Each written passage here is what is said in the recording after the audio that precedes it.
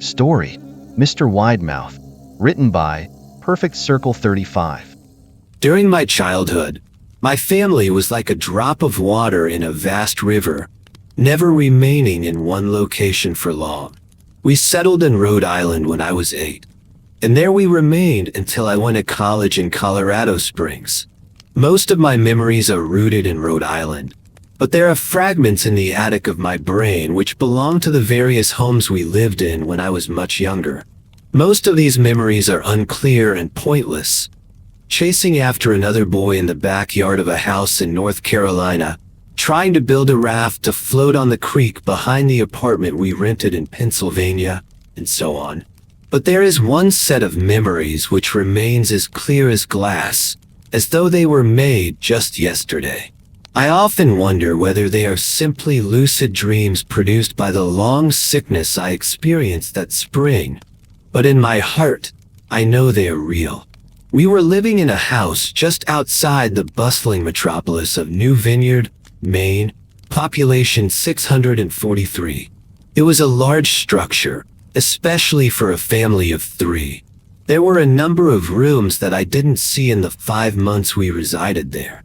In some ways, it was a waste of space, but it was the only house on the market at the time, at least within an hour's commute to my father's place of work. The day after my 5th birthday, attended by my parents alone, I came down with a fever. The doctor said I had mononucleosis, which meant no rough play and more fever for at least another 3 weeks. It was horrible timing to be bedridden. We were in the process of packing our things to move to Pennsylvania, and most of my stuff was already sealed away in boxes, leaving my room barren. My mother brought me ginger ale and books several times a day. They served the function of being my primary form of entertainment for the next few weeks. Boredom always loomed just around the corner, waiting to rear its ugly head and compound my misery. I don't exactly recall how I met Mr. Widemouth. I think it was about a week after I was diagnosed with mono. My first memory of the small creature was asking him if he had a name. He told me to call him Mr. Widemouth because his mouth was large. In fact, everything about him was large in comparison to his body. His head, his eyes, his crooked ears, but his mouth was by far the largest. "You look kind of like a Furby," I said as he flipped through one of my books. Mr. Widemouth stopped and gave me a puzzled look. "Furby? What's a Furby?" he asked. I shrugged. "You know, the toy. The little robot with the big ears. You can stroke and feed them, almost like a real pet." "Oh." Mr. Widemouth resumed his activity. "You don't need one of those. They aren't the same as having a real friend." I remember Mr. Widemouth disappearing every time my mother stopped by to check in on me. "I lay under your bed," he later explained. "I don't want your parents to see me because I'm afraid they won't let us play anymore." We didn't do much during those first few days. Mr. Widemouth just looked at my books, fascinated by the stories and pictures they contained. The 3rd or 4th morning after I met him, he greeted me with a large smile on his face. "I have a new game we can play," he said. "We have to wait until after your mother comes to check on you, because she can't see us play it. It's a secret game."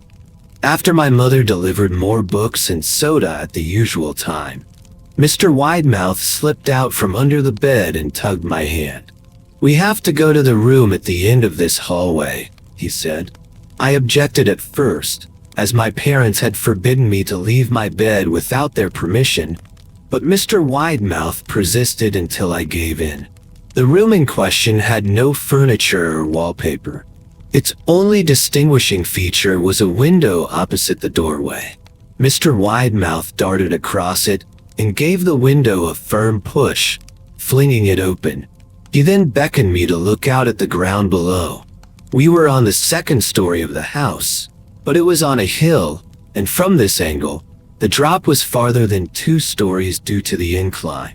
"I like to play pretend up here," Mr. Widemouth explained. "I pretend that there is a big, soft trampoline below this window, and I jump. If you pretend hard enough, you bounce back up like a feather. I want you to try." I was a 5-year-old with a fever, so only a hint of skepticism darted through my thoughts as I looked down and considered the possibility. "It's a long drop," I said, "but that's all part of the fun. It wouldn't be exciting if it was only a short drop. If it were that way, you may as well just bounce on a real trampoline." I toyed with the idea, picturing myself falling through thin air only to bounce back to the window on something unseen by human eyes. But the realist in me prevailed. "Maybe some other time," I said. "I don't know if I have enough imagination.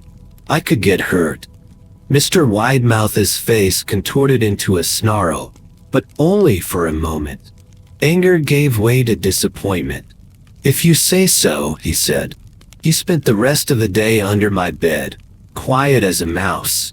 The following morning, Mr. Widemouth arrived holding a small box.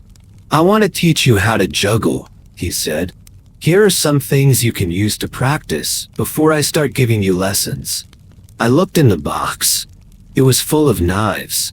"My parents will kill me," I shouted, horrified that Mr. Widemouth had brought knives into my room. Objects that my parents would never allow me to touch. "I'll be spanked and grounded for a year." Mr. Widemouth frowned. "It's fun to juggle with these. I want you to try it." I pushed the box away. "I can't. I'll get in trouble. Knives aren't safe to just throw around in the air." Mr. Widemouth's frown deepened into a scowl. He took the box of knives and slid under my bed, remaining there for the rest of the day. I began to wonder how often he was underneath me. I started having trouble sleeping after that. Mr. Widemouth often woke me up at night, saying that he had put a real trampoline under the window, a big one that I couldn't see in the dark. I always declined and tried to go back to sleep, but Mr. Widemouth persisted. Sometimes he stayed by my side until early in the morning, encouraging me to jump. He wasn't so fun to play with anymore. My mother came to me one morning and told me I had her permission to walk around outside. She thought the fresh air would be good for me, especially after being confined to my room for so long. Ecstatic, I put on my sneakers and trotted out to the back porch, yearning for the feeling of the sun on my face. Mr. Widemouth was waiting for me. "I have something I want you to see," he said. I must have given him a weird look, because he then said, "It's safe, I promise." I followed him to the beginning of a deer trail which ran through the woods behind the house. "This is an important path," he explained. "I've had a lot of friends about your age. When they were ready, I took them down this path, to a special place. You aren't ready yet, but one day, I hope to take you there." I returned to the house, wondering what kind of place lay beyond that trail. 2 weeks after I met Mr. Widemouth, the last load of our things had been packed into a moving truck. I would soon be in the cab of that truck, sitting next to my father for the long drive to Pennsylvania. I considered telling Mr. Widemouth that I was leaving, but even at 5 years old, I was beginning to suspect that his intentions were not to my benefit, despite what he said otherwise. For this reason, I decided to keep my departure a secret. My father and I were in the truck at 4 a.m. He was hoping to make it to Pennsylvania by lunchtime tomorrow with the help of an endless supply of coffee and a 6-pack of energy drinks.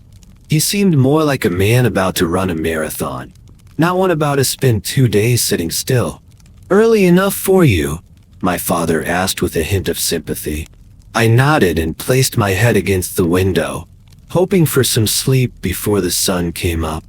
I felt my father's hand on my shoulder. "This is the last move, son. I promise. I know it's hard for you. As sick as you've been, once Daddy gets promoted, we can settle down, and you can make friends." I opened my eyes as we backed out of the driveway. Mr. Widemouth's silhouette was in my bedroom window. He stood motionless until the truck was about to turn onto the main road, at which point he gave a pitiful little wave goodbye, steak knife in hand. I didn't wave back. Years later, I returned to New Vineyard. The piece of land our house stood upon was empty except for the foundation, as the building had burned down a few years after my family left. Out of curiosity, I followed the deer trail that Mr. Widemouth had shown me. Part of me expected him to jump out from behind a tree and scare the living bejesus out of me, but I felt that Mr. Widemouth was gone, somehow tied to the house that no longer existed. The trail ended at the New Vineyard Memorial Cemetery. I noticed that many of the tombstones belonged to children. Thanks for watching.